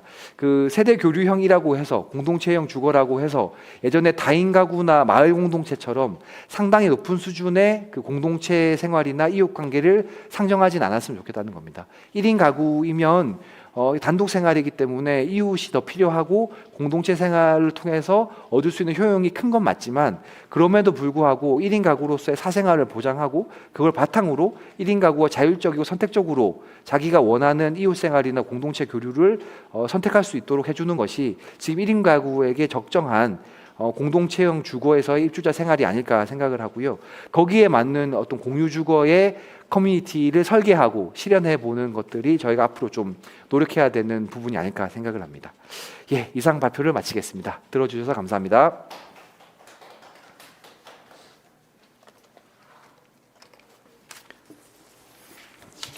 네, 박사님 감사합니다. 이 방대한 양을 이제 막 급하게 말씀해 주시느라고 숨 돌림 틈 없이 했는데 숨 좀 돌리시고요. 예. 정말 이 귀한 연구 그리고 이제 이 주제에 대해서 말씀 잘 들었습니다. 그러니까 지금 사실 이제 지금 시대 이제 인구 사회적인 누구도 부정할 수 없는 커다란 흐름은 예. 정말 고령화와 이제 1인 가구 증가, 혼자 예. 사는 사람들이 전 연령대에 있어서 이제 늘어나고 예. 혼자 사는 기간도 이제 길어나고 이제 이게 예. 부정할 수 없는 이제 모두가 인정하는 현실인데, 그럼에도 불구하고 이제 지금까지 이제 우리 주거 정책에서 이제 1인 가구는 뭔가 불안전하고 예. 비정상적이고 임시적인 상태. 예. 그래서 하루 빨리 이제 이 정상 가족으로 흔히 말하는 이제 다인 가구로 이제 이 편입될 수 있도록 압박하는 정책으로 이제 유지해 왔다고 이제 생각을 해요. 이제 그러다 보니까 사실 1인 가구라는 거는 이제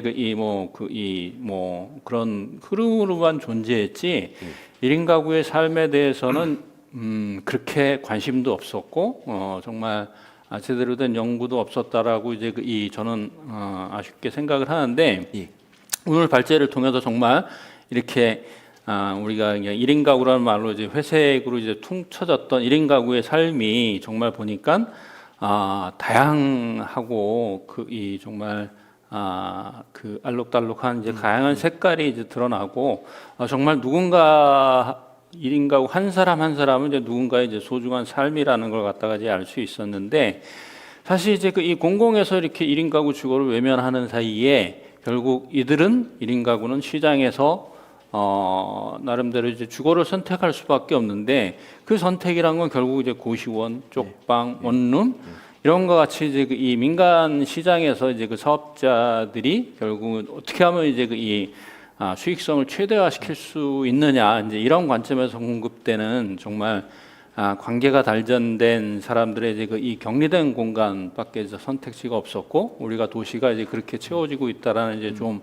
안타까움이 있었는데, 오늘 이제 그 박사님 말씀을 통해서 이제 결국 이제 서울시에서도 이제 1인 가구 주거에 대해서 이제 상당히 그 많은 관심을 가지고 이제 이 새로운 대안을 제시하려고 관심을 갖고 있고, 그러한 정책의 이제 이 차원에서 지금 말씀해 주신 연구가 이제 진행됐다라고 이제 생각을 합니다. 예. 그런데 정말 이제 그 이 1인 가구를 처음으로 정말 이 그 도시의 주인으로서 이렇게 조명하지 않았나 하는 생각이 들고, 오늘 이제 그 발제를 통해서 1인 가구가 원하는, 그다음에 이제 1인 가구가 필요로 하는 관계와 공간은 무엇인지에 대해서 정말 오늘 그 이 많은 생각을 하게 했던 것 같습니다. 여러분들도 이 그 뭐 발제를 듣고 많은 이제 생각이 있으실 텐데, 떠오르는 질문들 있으시면 이제 그 이 질문을 해주시기 바라고요. 예. 제가 이제 그 가장 발제 내용이 인상적이었던 게 예. 공유주택, 공동체주택에 대한 수요조사 결과. 예. 많이 알지만 예. 정말 한 68.7% 거의 예. 70% 가까이가 이제 인지는 하고 예. 있지만, 근데 그들 중에서도 이제 그렇게 살고 싶지는 않은 곳, 예. 30%가 안 돼, 27.5%가 이제 이 주거 거주 의향을 밝혔는데, 그 거주 의향을 밝힌 사람들조차도 뭐 그게 이제 이 다른 것보다 예. 그 이 주거비가 이제 저렴하기 때문에 예. 이제 이 선택했다라는 이제 이게 정말 좀 슬프기도 하고 아쉽기도 했는데, 뭐 말씀해 주셨지만 이 수요조사 결과에 대해서 이제 그 박사님 연구를 이제 주관하신 입장에서 어떻게 좀 그 어떤 느낌이신지 좀 궁금합니다. 예. 저는 그 개인적으로 그 거주 의향이 이제 요게 그 하나 좀 혹시 저기 틀렸다고 생각하실 것 같아서 좀 부연 설명을 드리면, 요 27.5%는 이제 인지도가, 그러니까 안다고 한 사람에서 27.5%고요. 그렇죠. 모른다고 한 사람까지 다 포함하면 네. 서울시 1인 가구 전체라면 한 19% 되는 거거든요. 19%. 예. 네. 그 19%를 기준으로 말해보면 저는 개인적으로 생각보다 높다고 생각했습니다. 그래요? 예. 그러니까 이게 뭐냐면 사실 저희가 지금까지 공유주택이라는 거가 이렇게 그러니까 그 공급이 되고 살아본 분들이 적지는 않지만, 그러니까 꽤 오래됐긴 했지만, 그래도 전체 이 주거 시장에서 보면 차지하는 비율이 되게 적잖아요. 그렇죠. 그래서 일반 시민들의 입장에서 사실 이건 되게 그 독특하고 이렇게 좀 작은 분야였기 때문에 거주 의향이라는 거는 이제 이게 좀 널리 알려지고 이 장점이 조금 많이 사회적으로 좀 그렇죠. 통용돼야 이제 되는 건데, 거기에 비하면 19%는 저는 적지 않다고 생각을 했었고요. 그 바꿔 말하면 이제 이 거주 의향도 높아지고 선호 원인이 경제성보다는 공동체성이 더 높아지려고 하면 결국 이제 앞으로도 많은 이런 공유주택 공급이 되고 거기에서의 삶이 얼마나 1인 가구한테 효용이 큰지, 특히 그 효용이 경제적인 부분뿐만이 아니고 공동체성에서 내가 정말 여기 사는 거에서 많은 걸 얻었다라고 하는 게 많이 알려지는 게 저는 요 수치가 높아지는 가장 좋은 방법이라고 생각합니다. 네. 예. 19%가 뭐 어떻게 보면 이제 이 적지 않은 걸 수도 적지 있다 않다 이렇게 얘기를 하셨는데, 예. 어떻게 보면 이제 그 초반에 이제 양적 조사 결과에 의하면 이제 1인 가구 한 60% 이상이 이제 그 외로움을 이제 느낀다고 이제 말씀을 하셨던 거라고 생각하면은, 사실 이제 그런 차원에서 이제 그 공동체 주택에 대한 관심과 수요는 조금 좀 괴리감이 있다라는 좀 생각이 들고, 또 저는 이제 그런 생각이 들어요. 한때 이제 이 청년 주거의 이제 이 유행처럼 이 확대됐던 게 이제 그 쉐어하우스, 공유주택이 많이 있었는데, 이제 뭐 여러 가지 이제 원인들이 있지만 이제 이 뭐 코로나도 있었고 하지만, 사실 이제 이 상업적으로 이제 그 쉐어하우스라는 공간이 확대되면서 어떻게 보면 공유주택에 대한 정말 다시는 경험하고 싶지 않은 이제 이런 그 나쁜 경험들이 이제 이 많이 확산된 반면에 이런 공유 주거나 이제 그 공동체 주거에 대해서 정말 이 좋은 경험을 한 이제 그런 공간도 부족했고 그런 경험도 이제 부족하다 보니까 나타난 현상이 아닌가 이제 그런 생각이 좀 들면서, 이제 우리가 단순히 이제 이 공유 주거, 공동체 주거 공간을 얘기할 때, 뭐 이런 당위적인 이제 그 막연한 공동체성보다는 뭔가 이제 그 매력적인 이 삶의 공간, 라이프 스타일로서 이제 조금 좀 설명이 되지 않으면은 어렵지 않을까 이제 그 생각을 하는데, 사실 그 오늘 이제 연구도 이제 사실 이제 그런 차원에서 이제 많은 뭐 워크숍도 하고 이제 그 정성 조사도 이제 하셨는데, 그런 차원에서 이제 그 1인 가구를 위한 공유 증거의 이제 그 매력적인 공간으로서의 어쨌든 중요한 특성이나 이제 이 지점이 뭐라고 생각하시는지요? 예. 그러니까 이제 사실 저희가 이제 요 연구를 하면서 국내 사례도 많이 찾아보고 실제 가보기도 하고요.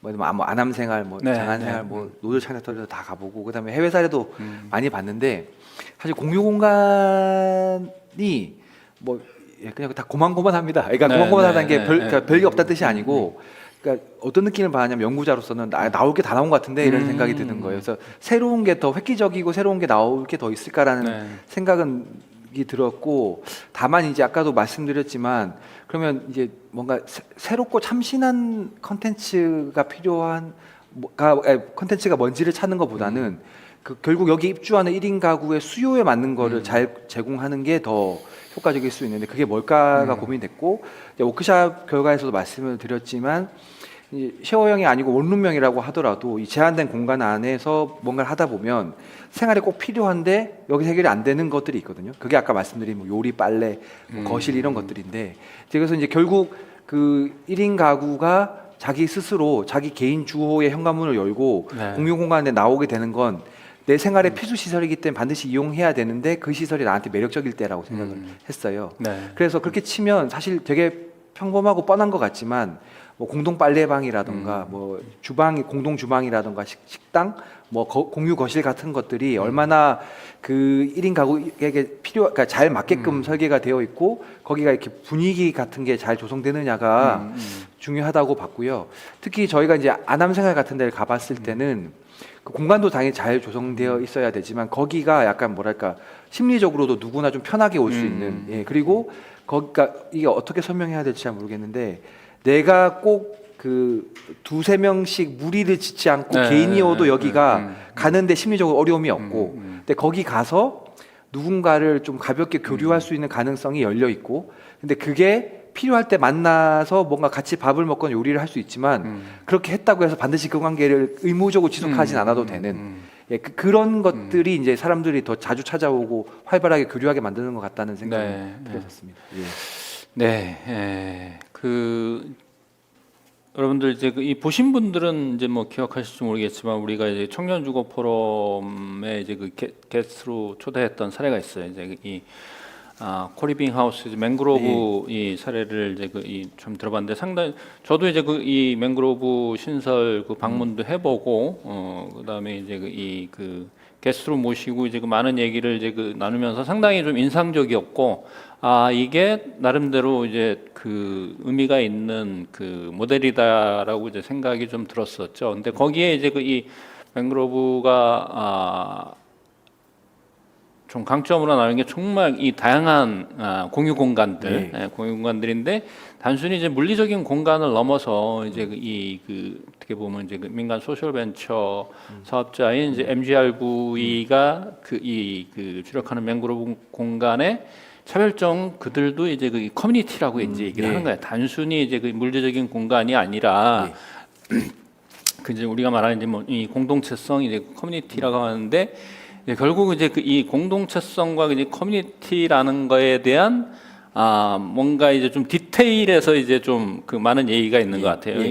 요건 이제 연구에서도 보면 이제 이 커뮤니티에 대한 욕구를 보면은 이제 뭐 그 확연히 이제 조금 좀 그 억압적이지 않고 강제적이지 않은 이게 자율적인 참여를 통한 좀 느슨하고도 이제 열린 공동체로서 이제 조금 좀 특징이 드러나지 않나 이제 이렇게 생각이 드는데 사실 이제 그런 측면에서 이제 이 쭉 사례를 이제 말씀을 해주셨는데 정말 이제 그 공급 규모라든가 이제 이런 측면에서 이제 조금 좀 많이 그 부족함이 있었고 그다음에 이제 사실 이제 이 맹그로브 같은 경우는 이제 주로 이제 규정을 이제 특정을 하지는 않았지만 이제 자연스럽게 이제 청년을 대상으로 하는데 지금 이제 이번 발제에서 이제 소개해 준 게 세대 교류형 이제 1인 가구 이제 주거 공간을 지금 말씀을 하셨잖아요. 그러니까 지금 이 세대 교류에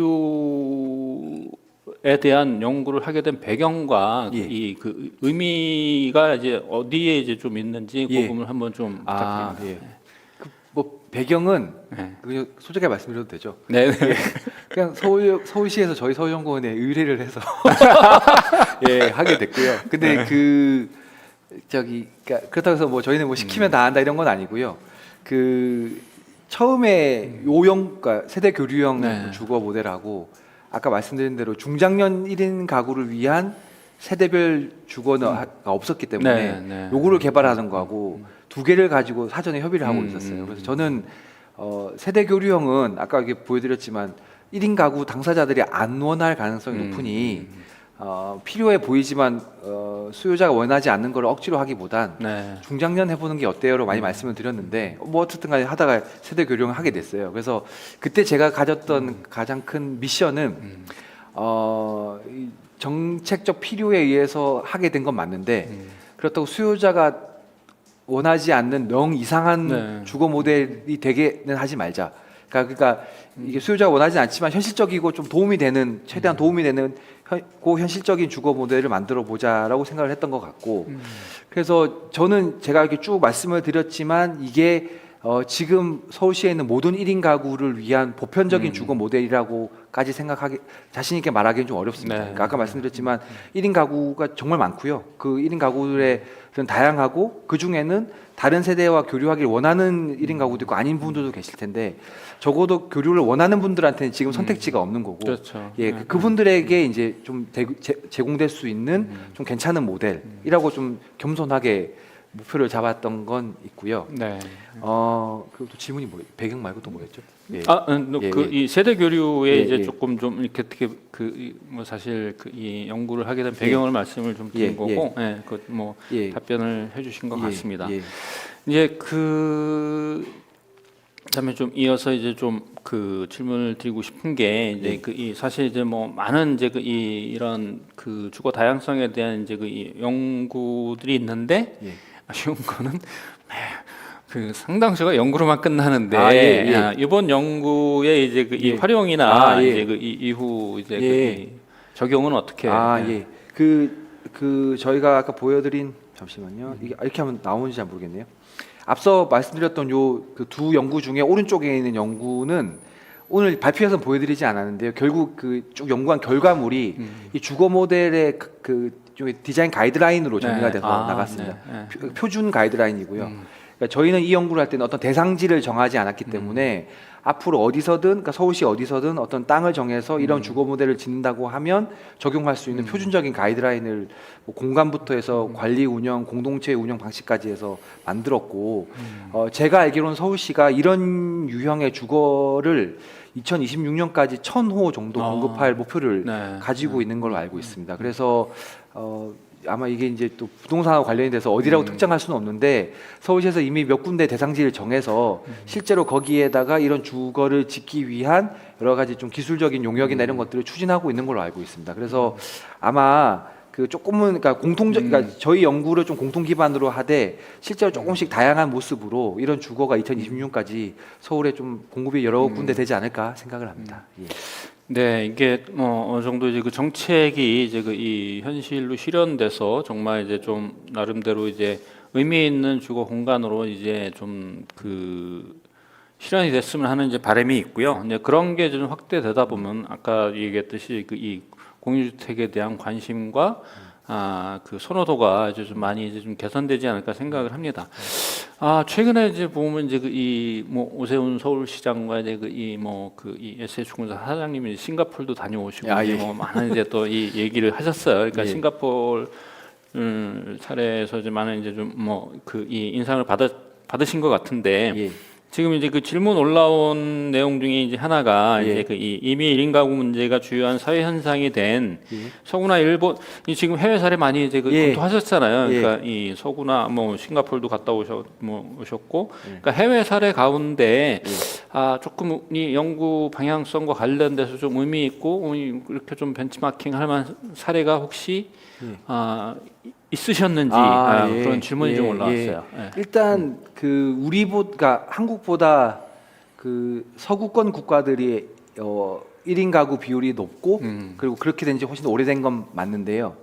저희가 이번에 좀 연구하면서 좀 느꼈던 거는 그 서구권 국가들은 저희처럼 우리나라처럼 1인 가구라고 따로 특정해서 정책을 펼치지 않습니다. 그냥 사회적 약자를 위한 정책을 쭉 펼치는데 그 정책에 주로 많이 이렇게 혜택을 받는 분들이 1인 가구신 거죠. 네. 예. 그래서 이렇게 1인 가구라고 이렇게 제목을 달고 정책을 펼치는 건 제가 아는 한으로는 한국하고 일본 정도밖에 잘 없고요. 사실 싱가포르는 오히려 반대로 아직까지 이제 가족 중심의 정책을 더 강하게 펼칩니다. 예를 들면 거기 이제 HDB라고 해서 우리로 치면 LH공사 같은 데가 네. 공공주택을 워낙 많이 보유하고 있어서 그 자식이 부모를 계속 이렇게 그 봉양하고 그러니까 살면 더 좋은 공공주택으로 옮겨준다거나 이렇게 해서 아주 또 가족 중심의 이런 정책을 펼치고 있어서 좀 차이가 있고요. 근데 그런데도 불구하고 저희가 봤던 것 중에 이제 그 가장 많이 참고했던 사례는 그 북유럽에 있는 스웨덴, 핀란드에 있는 어떤 그 이런 1인 가구 공유주택이었는데요. 저희가 거기서 가장 많이 인상적으로 봤던 거는 그 주거 안에서 이렇게 그 여러 그 입주자들끼리 자연스럽게 공용 공간에 복도에서 네. 마주치게끔 뭘 많이 만들어놨다는 겁니다. 그러니까 그 아까 말씀드렸지만 결국 누군가와 친해지는 건 억지로 누가 시킨다고 되는 게 그렇죠. 아니고 네. 이렇게 아주 가볍고 일상적으로 서로 얼굴을 보면서 이렇게 인사도 하고 이렇게 뭐 하다가 보니까 뭐 이름도 알게 되고 이러면서 쌓여져 가는 거잖아요. 이제 그래서 그런 것들이 입주자들 간에 자유롭지만 되게 활발하게 일어날 수 있도록 예를 들면 뭐 현관문들도 서로 좀 더 이렇게 예, 마주보게 만든다거나 복도가 그냥 빨리 지나가는 공간이 아니고 이웃들이 조금 더 머무르게끔 만든다거나 그래서 그 건물의 어떤 층에는 복도가 일부러 지하철 이 안처럼 만들어놨습니다. 네. 그래서 이렇게 약간 이렇게 사람들이 머무르게끔 만들어 놓고 난다거나 아니면 공용 공간의 동선을 일부러 다 연결시켜 놔서 내가 꼭 그러니까 나는 오늘 지금 헬스장에 헬스하러 가는데 그냥 아주 기능적으로 헬스장에 바로 가는 게 아니고 그 공유 주방부터 해서 거실로 이어지는 그 동선을 따라서 가게 되면서 내가 이 공유 거실이나 주방에서 뭘 하진 않지만 네. 거기서 뭔가를 하고 있는 사람들하고 계속 시선으로는 마주치도록 이렇게 해서 계속 사람들 사이에 이런 유대감이 쌓이도록 설계한 게 좀 인상적이었습니다. 그 공간의 이제 구조가 이제 그 자연스럽게 이제 그 예. 시침과 만남을 그렇죠. 이제 예. 이 유발하는 예. 예, 그런 환경이 이제 그 중요하다라고 예. 그런 사례가 인상적이었다고 이제 말씀하신 것 같습니다. 한 가지 이제 시간이 이제 얼마 남지 않는데 한 가지 이제 더 질문을 드리고 싶은 거는 사실 이제 그 주거 정책에 있어서 어떻게 보면 이제 우리나라는 민간과 이제 그 공공이 이제 상당히 어떻게 보면 이제 그 양분한 예. 민간에서 이제 분양하고 예. 공공은 이제 주거 복지나 이제 이렇게 이제 좀 그 차원에서 접근을 하는데 사실 이제 1인 가구 주거 문제는 지금 어떻게 보면 조금 좀 융합적인 그 접근이 필요하다라고 생각이 되고 이제 이렇게 이제 연구도 이제 그런 차원에서 몇 가지 지원도 해주셨는데 사실 이제 맹그로브처럼 이제 민간에서 할 수 있는 역할도 있지만 1인 가구 주거와 관련돼서 이제 이 공공이 접근할 수 있는 그 공공의 역할 아니면 이제 또 다른 이제 그 정책의 변화나 나아갈 방향 이제 이런 쪽에서 이제 조금 좀 한번 의견을 부탁드리겠습니다. 그 아까도 말씀드렸지만 그리고 공공의 주거 정책에서 가장 큰 부분을 차지하는 건 공공임대주택이고 그 한 몇 년 전부터 국토교통부가 너무나도 많은 종류로 있던 그 공공임대주택의 유형을 통합공공임대라는 걸로 통합을 했습니다. 그래서 이제 이후에 지어지는 공공임대주택은 다 통합공공임대주택 방식으로 지어지게 되는데 저는 일단 공급 측면에서는 예전에는 이제 다 2인 가구, 3인 가구가 더 많을 거라는 가정하에 뭐 이렇게 주호의 면적이나 뭐 이런 구성들을 해서 이제 공급량을 정했는데 지금은 훨씬 더 1인 가구를 더 많이 비중을 늘려서 공급을 할 필요가 있다고 생각을 하고요. 그리고 그랬을 때 아까 말씀드린 대로 1인 가구니까 17제곱미터가 아니고 현재 1인 가구의 어떤 주거 수요나 이런 것들을 반영해서 조금 더 주거의 질을 높인 상태로 1인 가구를 위한 공공임대주택을 많이 공급할 게 가장 급선무라고 생각을 합니다. 예, 그리고 두 번째로는 아까 말씀드린 대로 많이 공급을 해도 1인 가구 못 들어가면 사실 그림의 떡이 되는 거잖아요. 그래서 뭐 입주 기준이라든가 아니면 주거 임대주택을 이용하는 것뿐만 아니고 민간의 임대주택을 뭐 계약하거나 거주하거나 이사를 하거나 여러 가지 면에 대해서 공공의 지원 정책이 있는데 그 중에서도 아까 말씀드린 대로 다인 가구로 현재 만들어져서 1인 가구는 본의 아니게 이용하지 못하거나 조금 불합리한 면들이 있어요. 사실 그런 거를 전반적으로 개선을 하면 저는 훨씬 많이 좋아지지 않을까 생각합니다.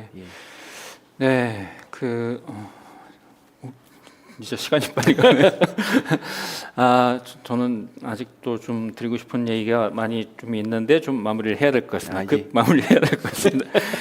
사실 이제 이 1인 가구 주거에 이제 저는 핵심이 이렇게 생각을 해요. 사실 어떻게 보면 이제 1인 가구는 정말 너무너무 이제 빠르게 이제 늘어나고 있는데 사실 이제 1인 가구를 이제 문제적 그 개인으로 보는 게 아니라 1인 가구를 이제 우리가 이제 정말 개별적인 삶의 주체로 이제 이 존중하고 그들을 위한 삶을 이 공급을 하는 게 정말 이게 뭐 저출생을 확대시키는 게 아니라 다양한 이제 이 가족 다양성 그다음에 이제 이 안정적인 주거로 나아가는 방향이라고 생각을 하고요. 결국은 지금 어떻게 보면 1인 가구는 주거도 불안하고 선택지도 이렇게 많지 않은 게 지금 현실이라고 생각을 하는데 정말 이제 우리 사회가 정말 안전하고 행복한 사회가 되기 위해서는 1인 가구가 안전하고 행복한 사회가 돼야 된다고 생각을 하고 그다음에 이제 더더욱 1인 가구가 행복해야지 결국은 이제 우리 사회가 그 행복한 사회가 되는가 되지 않는가 이제 이렇게 생각을 하고 있습니다. 갑자기 이제 또 우리 또 성시간 연구원이 시간이 좀 더 가능하다고 의견을 주셔가지고 급 마무리해서 제가 이제 한 가지 이제 좀 말씀을 못 드렸던 게 있어요. 이제 그런 측면에서 이제 1인 가구 주거를 이제 좀 주요한 이 주거의 유형으로 이제 생각하고 이제 다양성이 이제 공급돼야 된 다양성이 이제 제공돼야 된다라고 생각을 하는데 어떻게 보면 이제 이 보면 이제 개별 주거 공간에 대한 욕구를 수요 조사를 해봤을 때 보면 이제 대부분 이제 원룸형을 이제 선호했다라고 얘기를 하는데 저는 이제 그런 면에서 이제 이 공간의 다양성 측면에서 이렇게 이 원룸 일변도가 아니라 정말 이제 이 혈연이 아닌 비혈연 가구를 위한 어쨌든 좀 쉐어형도 한번 좀 결합되면 좀 좋지 않을까 좀 그런 생각도 좀 해봤습니다. 이제 그런 부분들이 조금 좀 이 가족 다양성 이제 이런 측면에서 이렇게 조금 좀 포용적 주거를 지금 가능하게 하는 공간이 되지 않을까 좀 그런 생각을 좀 하고요. 지금 또 방금 올라온 질문이 있나요? 뭔가 질문이 있었는데 네, 우리 또 이 출자자님 한 분께서 의견을 주셨어요. 그러니까 지금 시층과 만남이 많아지는 공간 설계 이제 인상적이었다라고 얘기를 하시고 기존의 이제 공공임대주택이나 이 신규 공급 예정 공공주택도 획일하나 이제 대량 공급 목표가 아니라 사회 다양성을 이제 이 좀 잘 담을 수 있으면 좋겠다라는 의견을 주셨습니다. 지금 저하고 같은 맥락의 공감을 이제 좀 표현해 주신 것 같습니다. 감사드리고요. 그래서 정말 이제 이 단순히 이제 우리가 이제 1인 가구 주거를 얘기를 할 때 이제 혼자 사는 삶에 이제 주목하는 게 아니라 이제 이 사실 집이라는 건 정말 집 자체가 어떻게 보면은 저는 커뮤니티 그런 이제 공동체성을 이제 포함하고 있다라고 생각을 합니다. 사실 개인의 이제 개별적인 주택으로 존재하는 거는 이제 사실 현실에서는 불가능한 거잖아요. 결국 이제 이 마을과 집 도시로서 이제 우리가 이 생활을 하게 되는데 그런 이 주거를 이제 시장에 맡긴 결과 이제 커뮤니티 공동체성은 싹 빼고 정말 이제 상품으로서의만 이 집만 지금 늘어나고 있다라고 생각이 되는데 결국 1인 가구의 주거의 이제 핵심은 이제 혼자만의 이제 삶을 위한 이제 격리된 공간이 아니라 정말 자율적인 본인들이 원하는 네 가지 그룹으로 이제 조금 좀 분류를 해서 이렇게 조금 접근한 것도 상당히 인상적이었고, 취향이나 이제 이 자발적 참여에 의해서 이런 이 공동체성을 이제 발휘하고, 이렇게 이 도시의 주민으로 살 수 있는 이제 그런 마을과 집으로서의 이제 공간이 좀 확대되었으면 하는 바람이고요. 오늘 정말 청년주거 포럼 이제 마지막 시간으로서 이제 총체적인 의견을 잘 정리를 해주셨는데 지금 이제 또 우리 안 박사님한테 이제 좀 마지막으로 한 가지만 이제 좀 더 의견을 부탁드리면은 이제 어떻게 보면 연구자이시기도 하면서 저하고는 예전에 이제 SH 공사 이제 예. 행사 때 한번 만나 뵙고 예. 또 이 터무니있는 집에 직접 그쵸. 이제 또 예. 출자자로서 예. 이제 참여를 해주셨어요. 예. 그래서 이제 좀 이 정말 감사드리는 입장인데 되게 보면 이제 이 주거 정책을 연구를 하고 또 이 청년 정책에 대해서 이제 많은 관심을 갖고 계신데 우리 또 출자자로서 이제 터무니있는 집을 어떻게 생각하시는지 그거 한번 좀 부탁드리겠습니다. 그러니까 제가 터무니있는 집을 출자를 하게 된 가장 큰 이유 중에 하나는 네. 제가 지금까지 봤던 주거 대안 중에 네. 가장 이런 표현 신박했습니다. 그러니까 보통은 이제 사회주택이나 네. 여러 가지 보면 결국 새로운 거를 지으려고 그러잖아요. 네, 네. 예, 근데 이제 사실 짓는 거는 속도나 공급 면에서 한계가 있거든요.